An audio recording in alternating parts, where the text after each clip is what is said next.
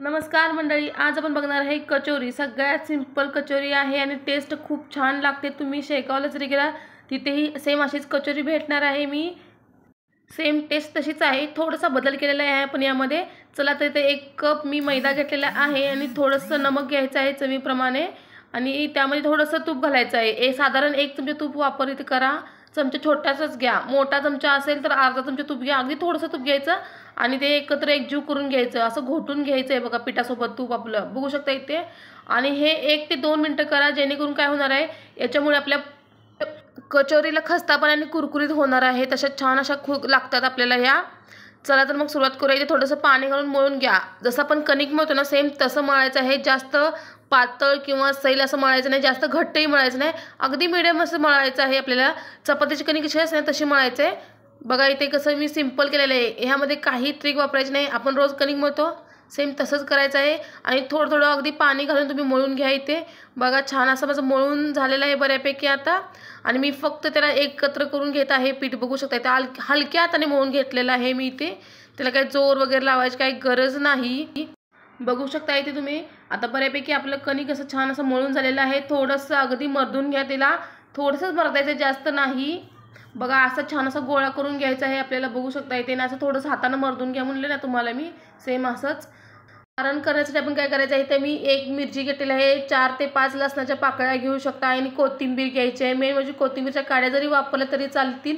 मी कोथिंबीरच्या काड्याने थोडीशी कोथिंबीरचं पाला आणि थोडंसं लसूण घेतलेलं आहे, एक्स्ट्रा छान असं लागतो म्हणून मी 5 ते 6 पाकळ्या लसणाच्या घेतलेल्या आहेत।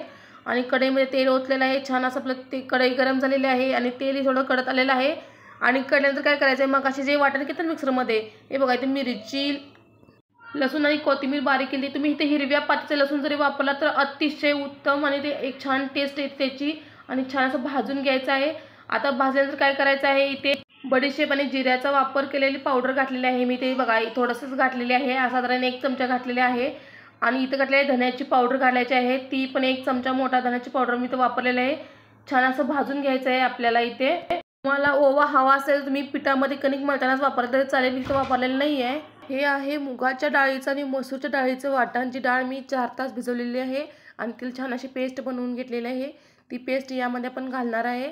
तुम्ही यावेळेस हरभऱ्याच्या डाळीची जरी पेस्ट घेतली तरी चालेल, पण ती जर थोडीशी टेस्टला वेगळीच लागते, कच्ची कच्ची लागते, म्हणून मी काय करते नेहमी मुगाचीच करते बऱ्यापैकी। आणि छान असं पण भाजून घ्यायचं आहे इथे। शक्यतो गॅस कमीच ठेवा, जेणेकरून करपणार नाही, करपट असा वास येणार नाही। कमी गॅसवर छान असं भाजून घ्यायचं आहे। चवीपुरतं तुम्ही नमक घाला। जर तुम्हाला असं वाटत असेल की ही सारण खूप घट्ट वाटते तर तुम्ही काय करते, तर थोडंसं बेकिंग पावडरचा वापर करा, जेणेकरून हे काय होणार आहे आतल्या आत सारण पूर्ण असं पोकळ होऊन जाईल, म्हणजे आपलं असं गट्टा होणार नाही एका ठिकाणी। थोडासा बेकिंग पावडरचा वापरही करायचा आहे आणि छान असं आपल्याला भाजायचं आहे। याला भाजून घेण्यापेक्षा शिजवून घ्यायचं आहे, मस्त असं खमंग लागलं पाहिजे असं।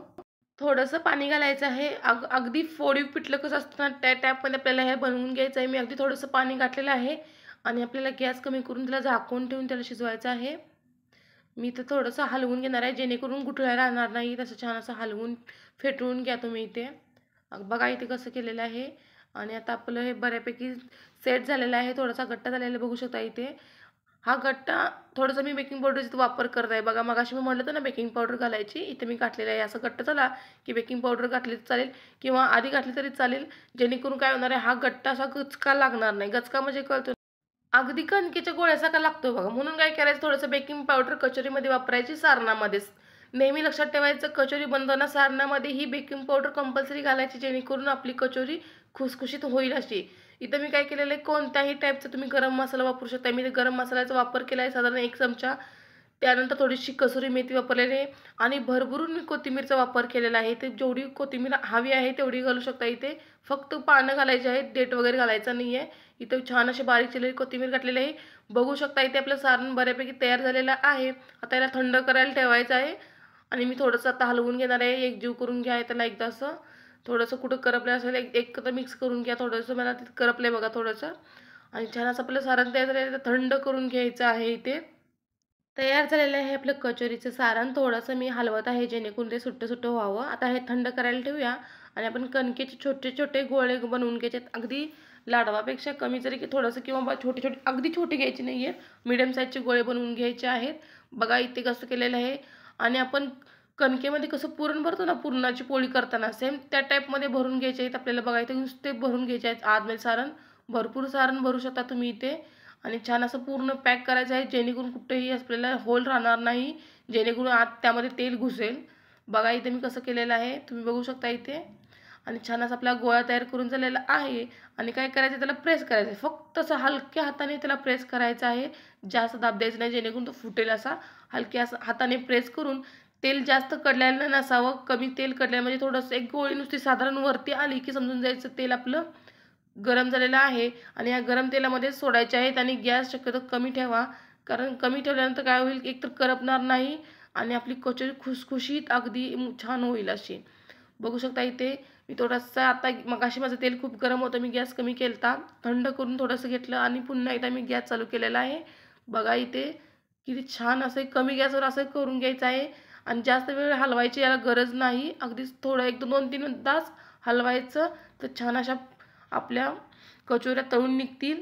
पण कचोरी तळायला खरं सांगू का वेळ खूप लागतो, कारण का त्याशिवाय हे खुसखुशीत होत नाहीत, जरा टाईम लागलेला आहे. आणि सोबत आहेत मिरची आणि खोबऱ्याची चटणी. कशी वाटली आपली महाराष्ट्रीयन कचोरी? हिला शेगावची कचोरी असंही म्हणून प्रसिद्ध आहे शेगावमध्ये. बघू शकता ही आपल्या महाराष्ट्राची पारंपरिक पद्धतीनं बनवलेली कचोरी आहे, जी तिखट असते. मिरचीसोबत अप्रतिम लागते ही कचोरी.